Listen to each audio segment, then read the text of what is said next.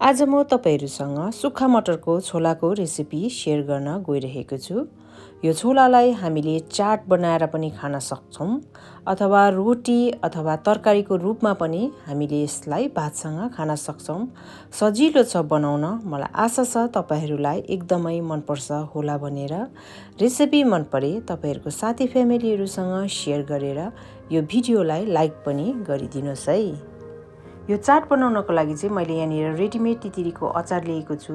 थोरै दही पनि राखेको छु अनि मसिनो गरेर चप गरेको प्याज, धनिया र यो थोरै भुजिया पनि राखेर चाहिँ गार्निश गरेको छु। नमस्ते, म छितेन तपाईहरुलाई स्वागत गर्छु मेरो च्यानलमा।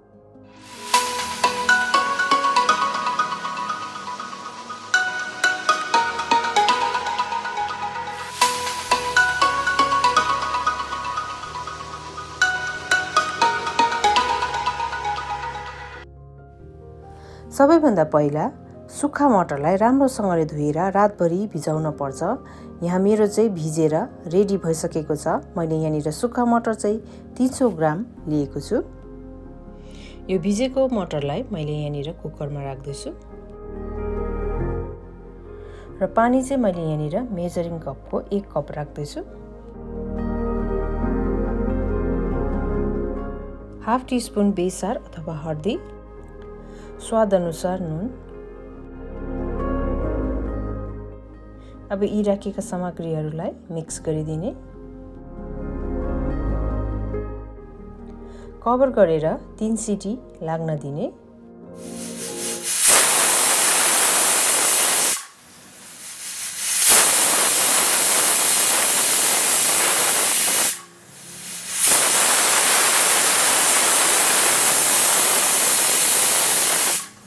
तीन सिटी भएपछि ग्यासलाई अफ गर्ने। प्रेसर रिलिज भइसकेपछि कभर खोलेर तपाईहरुले हेर्न सक्नुहुनेछ मटर पाके कि पाकेन भनेर। मटर चाहिँ यहाँ पर्फेक्टली पाकेको छ। पाकेको मटरलाई साइडमा राखेर तातो कराईमा 3 टेबलस्पुन तेल राख्दैछु। तातो तेलमा एउटा तेजपत्ता मैले यहाँनिर भचाएर राखे। सँगसँगै 2 वटा सानो सानो टुक्रा दालचिनी, 2 वटा सुकमेल सानो अलैँची, त्यसै गरेर 2 वटा ल्वाङ पनि एड गरे। 1 टीस्पुन सौंफ पनि, सँगसँगै 1 टीस्पुन जिरा पनि राख्दैछु।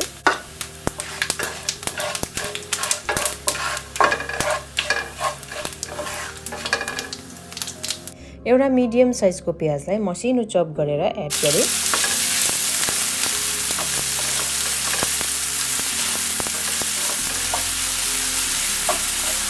प्याजलाई गोल्डन ब्राउन हुइन्जेलसम्म भुट्ने। प्याज गोल्डन ब्राउन भएपछि यहाँनिर मैले 1 टेबलस्पुन अदुवा लसुन पिसेको एड गरेर अब यी अदुवा लसुनलाई पनि 1 मिनेट जस्तो भुट्दैछु।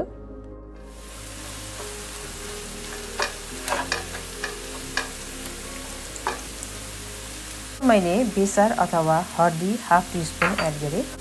धुलो खोर्सानी 1 टेबलस्पुन, धनिया पाउडर 1 टेबलस्पुन, जीरा पाउडर हाफ टेबलस्पुन,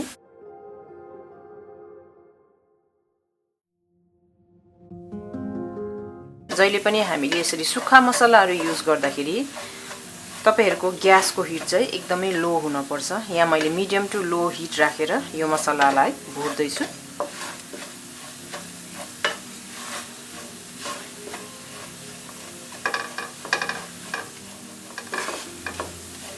र तपाईले यहाँ देख्न सक्नुहुन्छ अब चाहिँ मसला पर्फेक्टली भुटिसकेको छ। अब चाहिँ यसमा मैले एड गर्दैछु यो ग्रेट गरेको टमाटर। तपाईहरुले यसको प्युरी बनाएर पनि एड गर्न सक्नुहुन्छ। प्युरी चाहिँ मिक्सर ग्राइन्डरमा हालेर ग्राइन्ड गर्ने हो।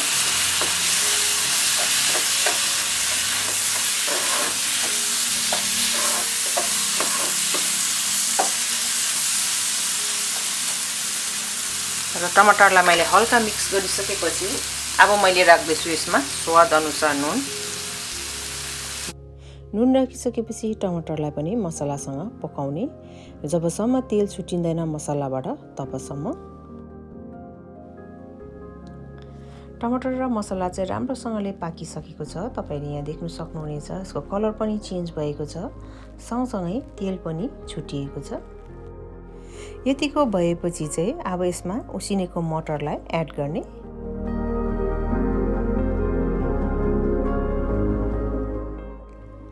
मटरलाई राम्रोसँगले मसलामा मिक्स गर्ने।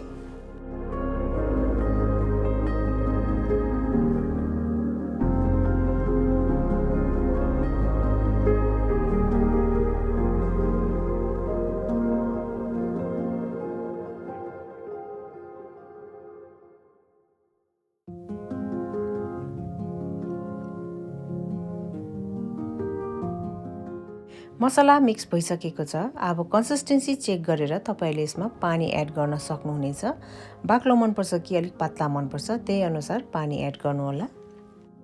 मैले चाहिँ यहाँ साह्रो बाक्लो पनि हैन तर साह्रो पातलो पनि हैन, यतिको कन्सिस्टेन्सीको रेडी गरेको छु। अब यसमा एड गरे मैले 1 टीस्पुन गरम मसला, 1 टीस्पुन चाट मसला पनि। अब यी राखेको 2 वटा मसलालाई पनि राम्रोसँगले मिक्स गर्ने।